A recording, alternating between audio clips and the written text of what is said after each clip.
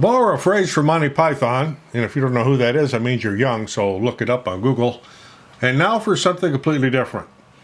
This is going to be completely different from the stuff that's usually on my channel, but back in the day, and I do mean back in the day because I started in probably the early 70s, 71, 72, and was a DJ all the way up until 2010, at which point I sold all my equipment and everything and kind of retired from the business.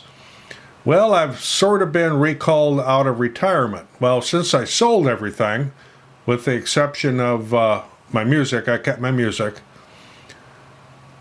I need to start over. So things are a lot different now. When I started out, it was 45 RPM records, and then we moved to 8 tracks. And then we got to go from 8 tracks to cassettes. Then from cassettes to CDs. And I thought, man, this is really going. Well, now everything's MP3. So I can do everything from my laptop here, and I'll show you what software I use. This is a non-sponsored review. I'm going to show you some equipment I bought. To get into this, if you're just wanting to get into this and not spend a whole ton of money, because you can really crank up some dollars. I mean, back in the day when I had my full system, I mean, I had lights and racks and a rack of amps, and use QSC amps. We use high-end speakers, the stuff all weighed a ton, and I usually had, we'll call it a roadie, to help me when I would set up for gigs. So what I've done here is I've purchased a portable small set for doing small gigs. If you're going to get into some huge auditorium, this isn't going to cut it. But for most small venues, this would be just perfect. Maybe you want to be a wedding DJ, do some parties. I've got a few things coming up that I'm going to be doing. Mostly for us old farts, that is the geezers, because I'll be doing, the events I'm going to be doing are mainly based on disco and oldies rock from the 60s, 70s, and 80s. So, and some country. I did country too. That was my mainstay when I was a DJ, was country music. So what you can do is I'll show you around here a little bit. I'll show you what kind of equipment we have here. And of course, whatever music I play, I have to be careful because I'll get a copyright strike. So I have to play royalty-free music. So what you're hearing in the background is actually royalty-free. So what am I using for equipment? For a mixer, I'm using a Gemini GEM08 USB. And I'll give you a close-up of that in a little bit. For speakers, I'm using Rockville speakers. They come with the stand. The amp's built into it. There's no more separate amp and heavy rack and all that kind of stuff. These speakers are on stands, and I'll show them to you here shortly. And they are actually pretty sturdy. This is not a real expensive set. I mean, you can get into the Yamaha and so on and get up there and around $1,000 for a set of speakers. These are just a few hundred, couple hundred stands. Comes with a microphone that I haven't even taken out of the box here because I'm using my studio mic here right now. And I also have a headset mic to use. One of the things we're going to be doing is a gal's going to be doing some line dance classes, and I'm going to be doing the music for them. So first off here, I'm going to show you the back side of this, what I call the active speaker. It's the one that has the amp on it. You have your line in for your deck, as in my case a laptop. You also have a XLR line out.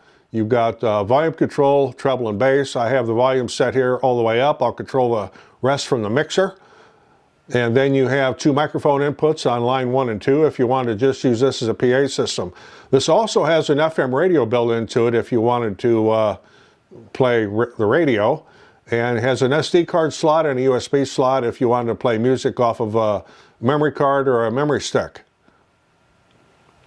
On the lower part down here is a speaker out, and of course your power in and a power switch.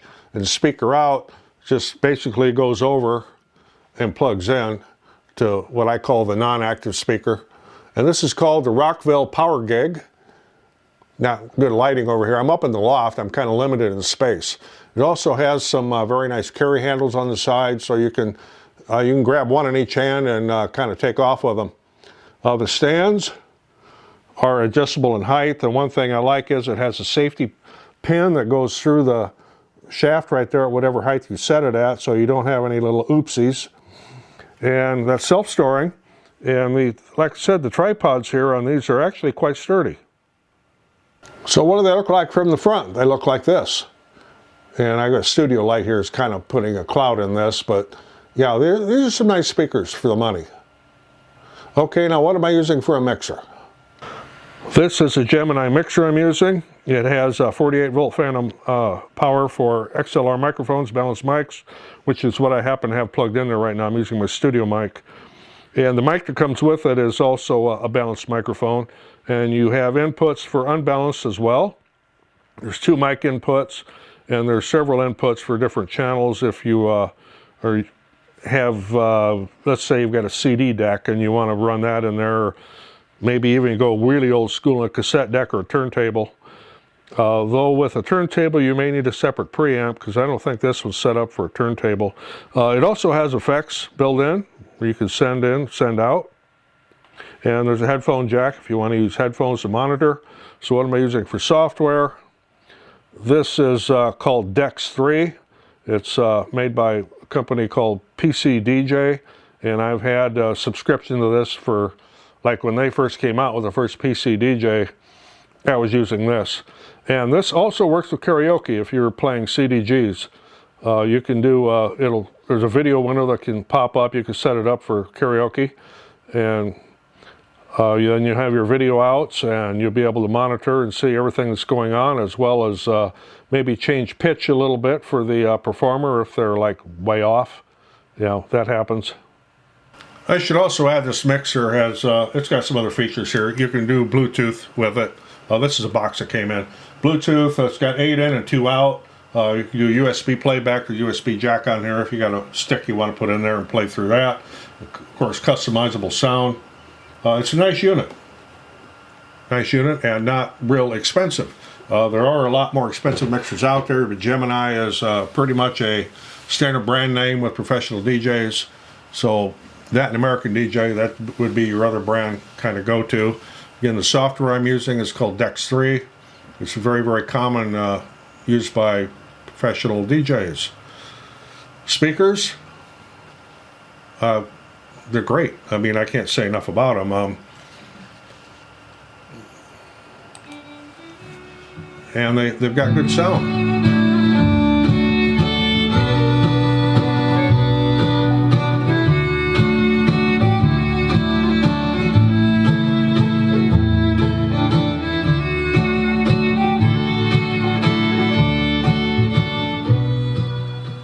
Of course, what I'm playing here is, like I said, it's got to be all royalty free or I'll get a copyright hit.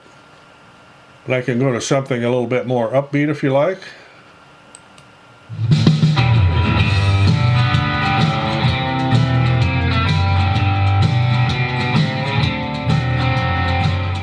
Of course, I could just blast myself right out of this room up here. This is a small room. It's, it's 24 by 20, I'd say. But these speakers up here are like just way more than enough for in here. And I've got this down at